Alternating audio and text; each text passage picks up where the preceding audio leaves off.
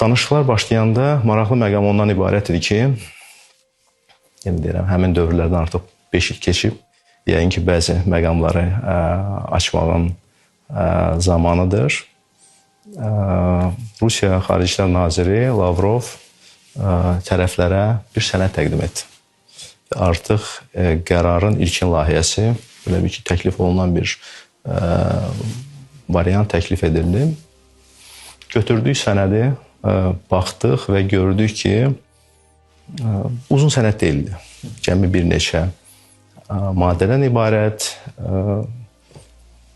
onu 9-dan 10-a keçən gidə saat 00-dan etibarən bütün deməli hərbi əməliyyatların dayandırılması, təmas xəttinin şərq istiqamətində Rusiya sülh məramlı qüvvələri ilə Azərbaycan ordusu dayanır.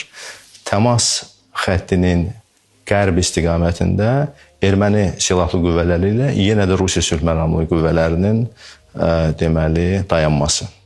Artıq təklif olunan sənəddə 9-u tarixində atəşkəs elan olunan kimi dərhal heç bir əlavə şərtlər razılaşmadan, o cümlədən erməni hərbiçiləri orada qalmaqla, heç bir ərazilər boşalmadan artıq həm şərq tərəfindən, həm qərb tərəfindən Rusiya sülh məramlarının yerləşdirilməsi.